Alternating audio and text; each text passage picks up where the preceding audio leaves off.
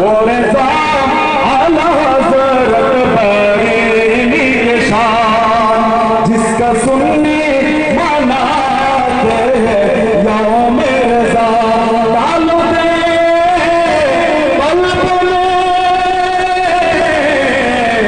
अज़मते मुस्तफा है कि मोहते आला हज़रत पहला दो साला हम जिंदगी हर आदा सुन लागे मुस्तफा जिंदगी हर आदा सुन्नते मुस्तफा ऐसे पूरे तौरीक़त पहला दो साला मुस्तफा जाने रहमत पहला दो साला शमअ बजने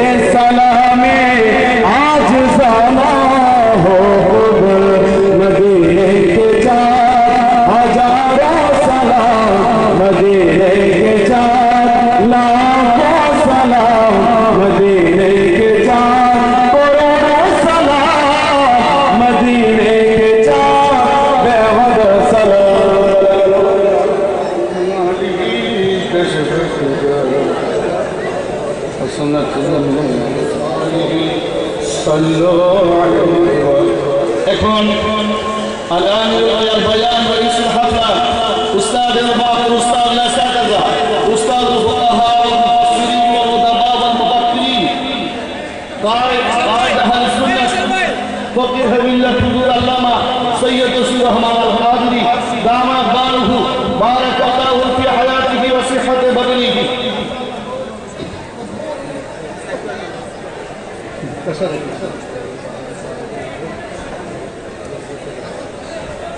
حامدا ومصليا ومسلما اما بعد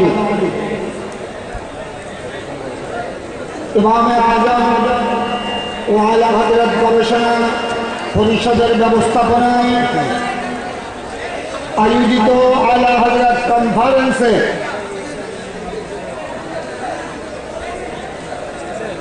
উদ্বোধক মহোদয় আল্লাহ সুফি নিজামুর রহমান সাহেব, প্রধান অতিথি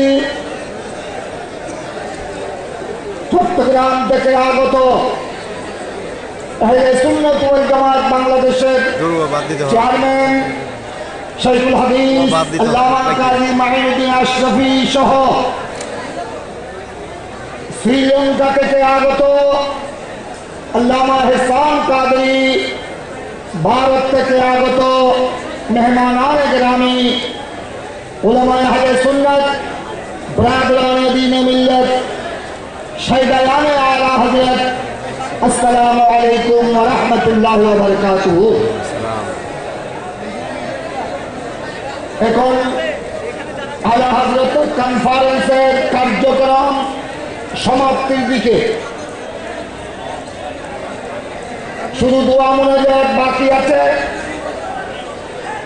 আমি আমার আজিজে গ্রামী ভাইস প্রিন্সিপাল মাওলানা আবুল কাসেম ফজলুল হক সাহেব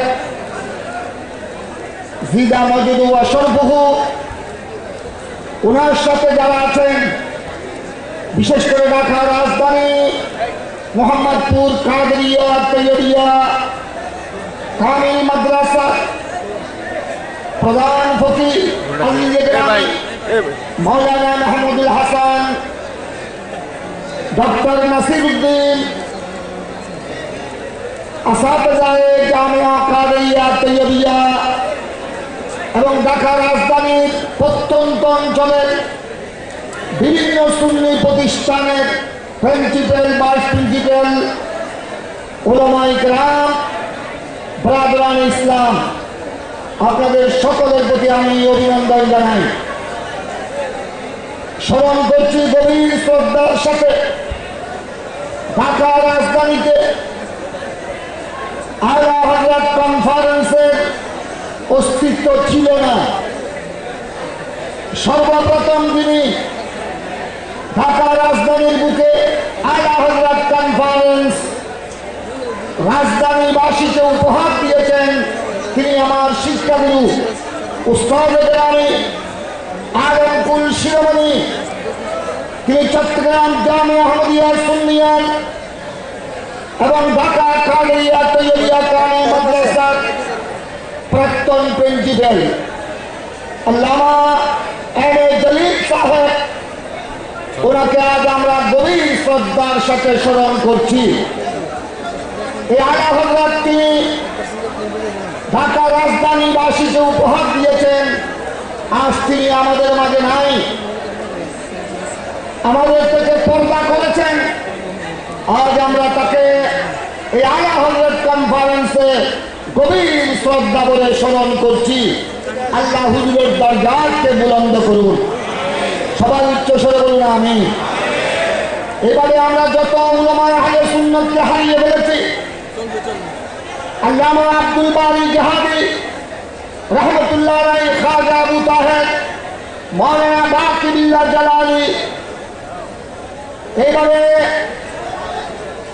চট্টগ্রামের উস্তাদুল উলামা ইমাম আহলে সুন্নাত আল্লামা কাজী নুরুল ইসলাম হাশমি রহমতুল্লাহ আলাইহি, জামিয়া আহমদিয়া সুন্নিয়ার দীর্ঘকালের শাইখুল হাদিস শেরে মিল্লাত আল্লামা মুফতি উবাইদুল হক নাঈমি রহমতুল্লাহ আলাইহি, জামিয়ার এই দীর্ঘ সময়ের প্রিন্সিপাল উস্তাদুল উলামা খতিবে মিল্লাত আল্লামা জালালউদ্দিন আল কাদেরী সহ যেসব উলামায়ে আহলে সুন্নাতকে আমরা হারিয়ে ফেলেছি, আমরা শ্রদ্ধা ভরে স্মরণ করছি। এই আলা হযরত কনফারেন্স থেকে আমরা আল্লাহর দরবারে দোয়া করছি, আল্লাহ যেন এই মাহফিলের সওয়াব ওনাদের সকলের রূহে নূরের মধ্যে, মাজারে পাকের মধ্যে আল্লাহ যেন বকশিশ করেন। আপনাদেরকে ধন্যবাদ জানাই। আমার আজিজে গ্রামী ভাইস প্রিন্সিপাল মাওলানা মুফতি আবুল কাসেম ফজলুল হক এবং ওনার সাথে যারা আমাদের উলামায়ে আহলে সুন্নাত আছেন, আল্লামা এম.এ. জলিল রহমতুল্লাহ আলাইহি ইন্তেকালের পর আপনারা এই উরসে আলা হযরত, এই আলা হযরত কনফারেন্সকে আপনারা ধরে রেখেছেন,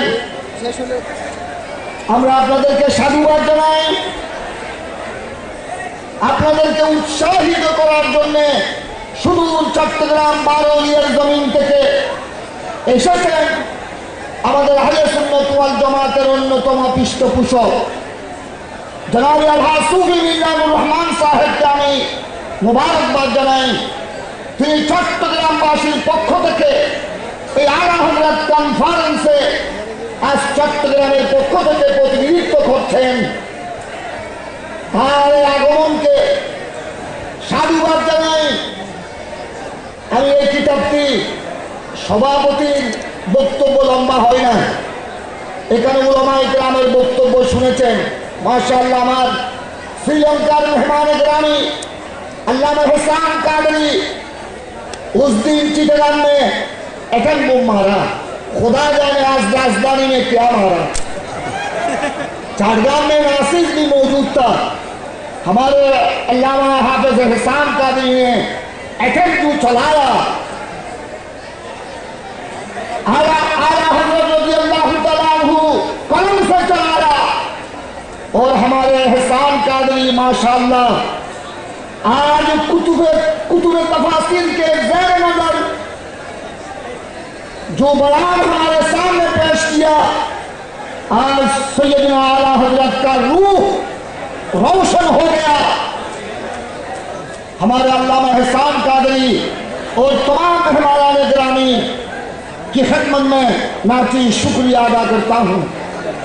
अल्लाह उनकी तशरीफ आवरी सरजमीन बांग्ला में, ढाका चाटगांव में, बांग्लादेश के गूशे गूशे में उनकी तशरीफ आवरी और तकरीर पुरतनवीर बार बार अल्लाह कबूल फरमाए। এটা আপনারা এটা দেখতেছেন, আমি আমাদের সমাবেশকে উদ্দেশ্য করে বলছি, বিশেষ করে আমাদের ছাত্রদের উদ্দেশ্যে বলছি। এই কিতাবের নাম হলো ইমামে আহমদ রাজা ও রদ্দ বেদাত ও মুনকারাত। এটা রাইটার আল্লামা ইয়াসির আখতার মিসবাহি। এই কিতাব রদবি কিতাবঘর দিল্লি, ভারত হিন্দুস্তান দিল্লি থেকে প্রকাশিত। ইয়াসির আখতার মিসবাহি এই কিতাবের যিনি রাইটার, লেখক, তিনি বর্তমান বিশ্বের মধ্যে আলা হযরত গবেষকদের মধ্যে, গোটা পৃথিবীতে আলা হযরত গবেষকদের মধ্যে যার নাম, শীর্ষস্থানীয় গবেষকদের মধ্যে যার নাম অন্যতম, তিনি হলেন আল্লামা ইয়াসির আখতার মিসবাহি। উনি এই কিতাবের মধ্যে আমার আলা হযরত সম্পর্কে হুজুর গাউসুল আমান আল্লামা তৈয়ব শাহ সাহেব কেবলা, যিনি ঢাকা কাদরিয়া মোহাম্মদপুর কাদরিয়া তৈয়বিয়া কামিল মাদ্রাসার প্রতিষ্ঠাতা, যিনি গৌসিয়া কমিটি বাংলাদেশের প্রতিষ্ঠাতা, যিনি মাসিক তর্জুমানে আহলে সুন্নতের প্রতিষ্ঠাতা, অসংখ্য খানেকা মাদ্রাসার প্রতিষ্ঠাতা, বিশেষ করে ঢাকা রাজধানী 9 রবিউল আউয়াল 12 রবিউল আউয়াল চট্টগ্রাম 12 জমিনে লাখ লাখ আশিকদের উপস্থিতিতে জশ্নে জুলুসে মিলাদুন নবী সাল্লাল্লাহু আলাইহি সাল্লামের প্রতিষ্ঠাতা এবং রূপকার গৌসুল আমান আল্লামা তৈয়ব শাহ সাহেব কেবলা, উনি কি বলেছেন আপনারা একটু আপনাদের সামনে আমি তুলে ধরছি। এটা আমরা আমাদের বাংলাদেশ থেকে, চট্টগ্রাম থেকে প্রকাশিত কিতাব নয়, এটা বাংলাদেশের কোন লেখক লেখেন নাই, এটা ভারত দিল্লি থেকে প্রকাশিত। হযরতে আপনারা একটু লক্ষ্য করবেন, উর্দু ভাষায় হযরত সাহেব দাদা মোহাম্মদ তৈয়ব দরবারে আলিয়া কাদরিয়া সিতানুল শরীফ ফরিদপুর जिला हज़रा ने किस उम्दगी के साथ कैफियत दिल का इजहार फरमाया है। लगते हैं आला हज़रत का नातिया कलाम सुनने से हर साहिब ईमान वज्द में आ जाता है। मकाम गौर है जिस शख्स की जुबान पर यह कलाम जारी हुआ, उस हस्ती की क्या कैफियत होगी। लड़ाई आपको फनाफी रसूल का मकाम हासिल था। अल्लामा गौसुल आमान तैयब शाह साहेब केबला उनारे बक्तव्য আল্লামা ইয়াসির আখতার মিসবাহি নিয়েছেন পায়গামে ইয়ৌমে রাজা, লাহোর থেকে প্রকাশিত এই কিতাব থেকে। গৌসুল আমান তৈয়ব শাহ সাহেব কেবলা বলেছেন যে হযরত আলা হযরতের শুরুতেই নাতিয়া কালামের কথা বলেছেন, যে আলা হযরতের কসিদা ওদের যেটা শুনলে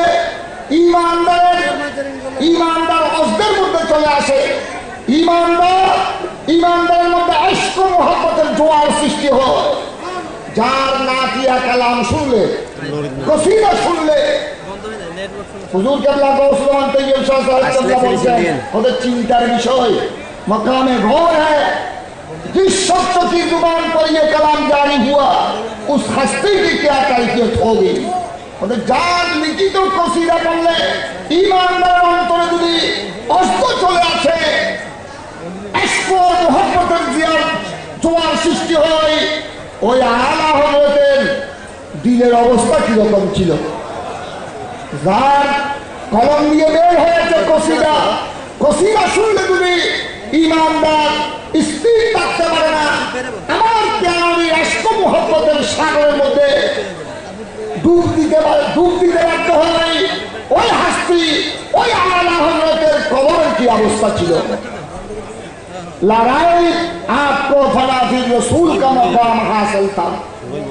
হুজুর আল্লামা তৈয়ব শাহ সাহেব আল্লাহ ইরশাদ করেছেন, এই কথার মধ্যে কোনো সন্দেহ নাই আলা হযরত ফাজিল বেরলভী তিনি আমার নবী, তিনি গোড়া জিন্দেগি আমার নবী ইশকর প্রেমের মধ্যে ফানাফির রাসূল ছিলেন, তিনি ফানাফির রাসূল ছিলেন আলা হযরত ফাজিল বেরলভী রাহমাতুল্লাহ আলাইহি। সুতরাং আজ ওই আলা হযরতকে চিনার জন্য, জানার জন্য, বুঝার জন্য এই আলা হযরত কনফারেন্স, ঠিক কিনা? আমি আরো খুশি হলাম আমাদের এই ইমামে আজম আর আলা হযরত গবেষণা পরিষদের পক্ষ থেকে যে গবেষণার শুভ সংবাদ আমাদেরকে শোনানো হলো। আমাদের ঢাকা ইউনিভার্সিটির আমাদের একজন অত্যন্ত আপনজন ডক্টর সাহেব আমাদের সামনে শুভ সংবাদ শোনালেন। আমি আন্তরিক মোবারকবাদ জানাই, আপনারা এগিয়ে আসবেন। আমার এক ছাত্র নেতা আমি তাকে মোবারকবাদ জানাই। ইনি অন্তরের কিছু ব্যথা আমাদের সামনে তুলে ধরেছেন। তো আমাদের এই ছাত্ররা এই ব্যথা আমাদের সামনে তুলে না ধরলে কার সামনে তুলে ধরবে? তিনি যে ব্যথা তুলে ধরেছেন, এই গোটা বাংলাদেশ সহ পশ্চিমবঙ্গ, ভারতের পশ্চিমবঙ্গ, কলকাতা সহ গোটা বাংলায় বর্তমানে 30 কোটির কাছাকাছি মুসলমান।